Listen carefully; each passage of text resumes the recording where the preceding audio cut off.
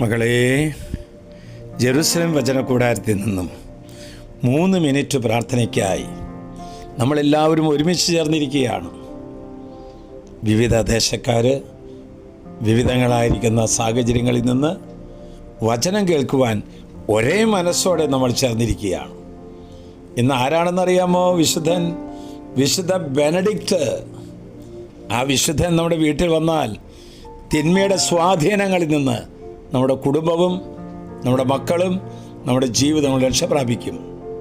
ആ വിശുദ്ധൻ പറയുന്ന വാക്ക് കേൾക്കണ്ടേ? 1 യോഹന്നാൻ 4-ാം അധ്യായം 16-ാം വാക്യം. ദൈവം സ്നേഹമാണ്. സ്നേഹത്തിൽ വസിക്കുന്നവൻ ദൈവത്തിലും ദൈവം അവനിലും വസിക്കും. ദൈവത്തിൽ വസിച്ച ഒരു മഹാവിശുദ്ധൻ വിശുദ്ധ ബെനഡിക്റ്റ്.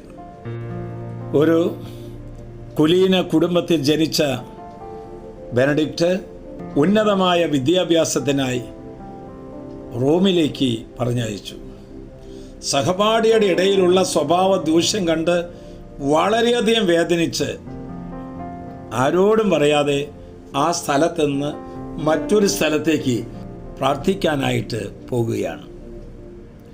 ഗ്രാമവാസികൾ ഇതറിഞ്ഞ് ആ പ്രാർത്ഥനാ മനുഷ്യനെ തേടിയെത്തി.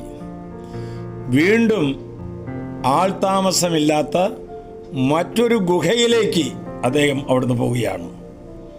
പ്രാർത്ഥന, പ്രായശ്ചിത്തം, പരിഹാര പ്രവർത്തികൾ മുഴുകി അങ്ങനെ അജ്ഞാതവാസം കഴിച്ചു വരികയെ അതേ ജീവിത വിശുദ്ധിയും പ്രാർത്ഥനയും അവർ മനസ്സിലാക്കി ബെനഡിക്റ്റിനെ തേടി യാത്രയാവുകയാണ്.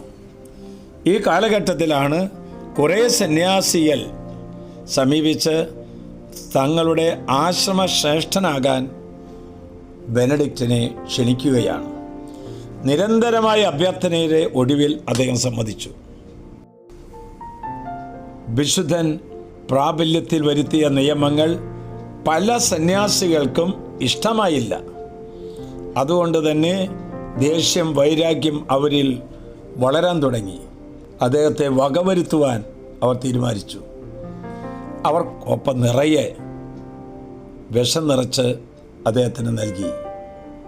എന്നാൽ അദ്ദേഹം ഭക്ഷണ പദാർത്ഥങ്ങൾ ആസ്വദിച്ചപ്പോൾ ആ കോപ്പ തകർന്നു വീണു. അദ്ദേഹം വീണ്ടും തൻ്റെ പഴയ ഗുഹയിലേക്ക് മടങ്ങി. ബെനഡിക്റ്റിൻ്റെ താപസ ജീവിതവും ആശ്രമത്തിൻ്റെ പുറത്തും അകത്തും നടത്തിയ വലിയ അത്ഭുതങ്ങളും ജനങ്ങളുടെ ഹൃദയത്തെ സ്വാധീനിച്ചു. സുവിശേഷ പ്രസംഗത്താൽ അനേകം വിഗ്രഹാരാധകരെ മാനസാന്തരപ്പെടുത്തി. 543 മാർച്ച് 21-ാം തീയതി 63-ാമത്തെ വയസ്സിൽ തൻ്റെ ആത്മാവിനെ ദൈവം തൻ്റെ സന്നിധിയിലേക്ക് വിളിച്ചു. മകളെ, പൈശാചിക ബന്ധനത്തിൽ നിന്ന് വിടുതൽ പ്രാപിക്കാൻ വിശുദ്ധ ബെനഡിക്റ്റിനോട് നമുക്ക് പ്രാർത്ഥിക്കാം. ആശ്വാസപ്രദമായ രാത്രി, പ്രതീക്ഷാനിർഭരമായ പ്രഭാതം, സൽപ്രവർത്തികൾ നിറഞ്ഞ ദിവസം നൽകി അവിടുന്ന് നമ്മെല്ലാവരെയും അനുഗ്രഹിക്കട്ടെ. നമ്മുടെ കർത്താവ് യേശു മിശിഹായുടെ കൃപയും പിതാവായ ദൈവത്തിൻ്റെ സ്നേഹവും പരിശുദ്ധാത്മൻ്റെ സഹവാസവും നാം എല്ലാവരോടും വിശുദ്ധ ബെനഡിക്റ്റിൻ്റെ മാധ്യസ്ഥയാൽ ഇത് കേൾക്കുന്ന എല്ലാ കുടുംബങ്ങളിൽ നിന്നും സ്ഥാപനങ്ങളിൽ നിന്നും പൈശാചികമായ ബന്ധനങ്ങൾ വിട്ടുപോകട്ടെ, ഇപ്പോഴും എപ്പോഴും എന്നേക്കും. ആമേൻ.